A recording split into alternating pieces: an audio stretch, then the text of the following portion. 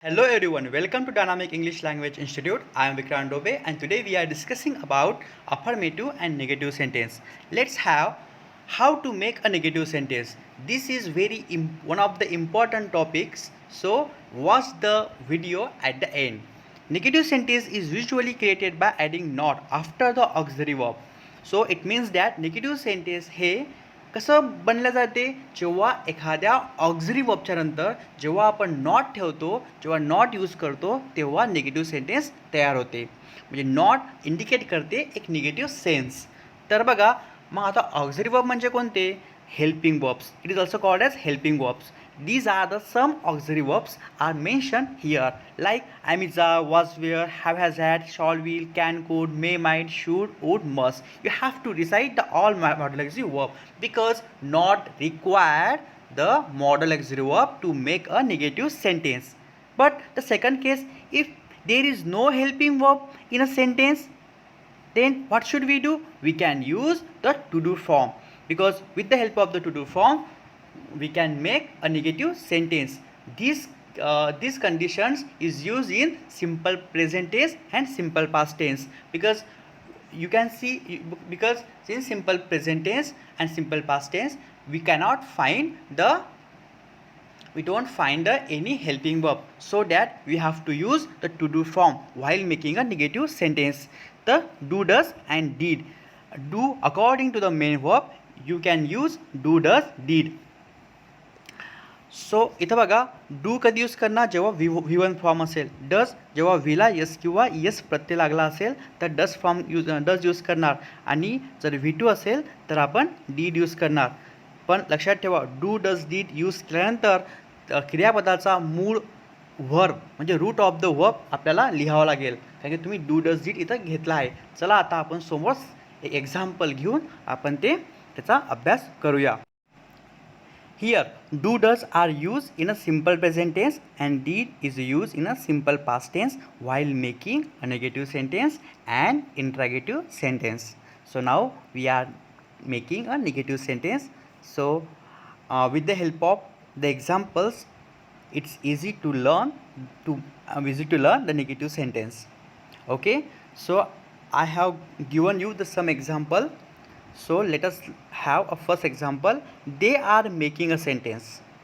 Okay, in that sentence, have you found any helping verbs? Yes, are is a to be form.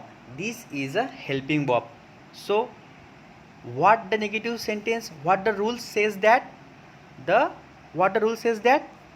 Remember the rules. Negative sentence is usually created by adding not after the auxiliary verb. It's simple. So our sentence should be they are not making sentences. They are not making sentences. Okay, is that understood? Then second example, he watches TV.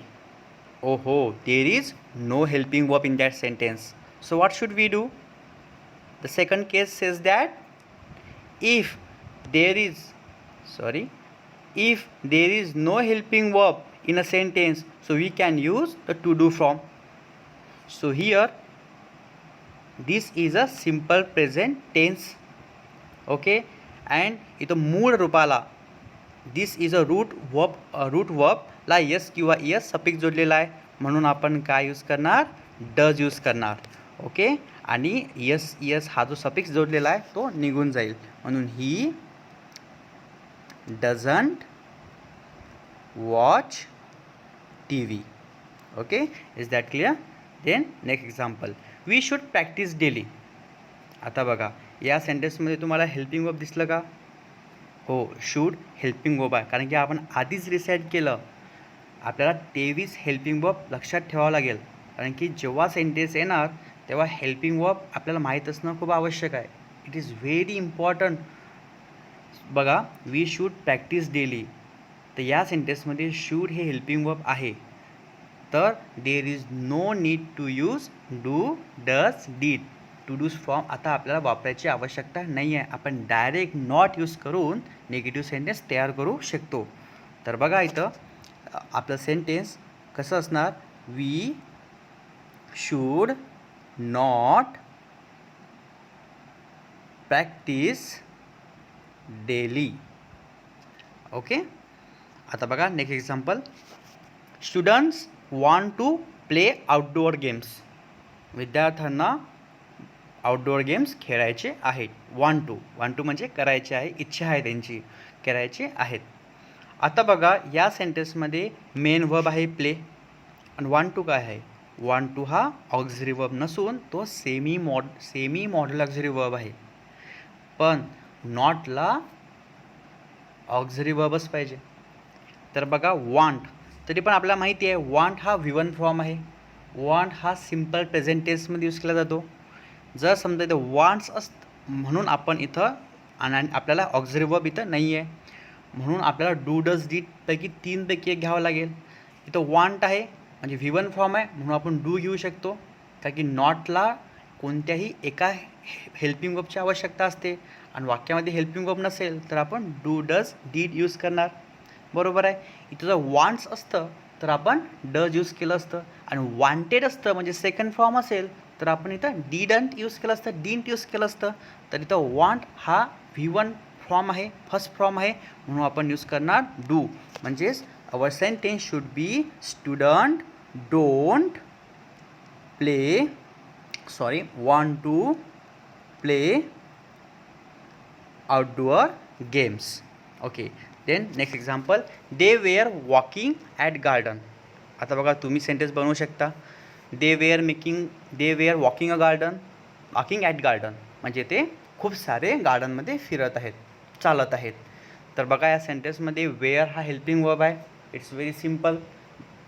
At the not after the auxiliary verb. Yes, there is an auxiliary verb in that sentence were. They were not walking at garden. We have come right now. इथं पण helping verb आहे have आणि कम काय आहे, main verb आहे. Our sentence should be we haven't come right now.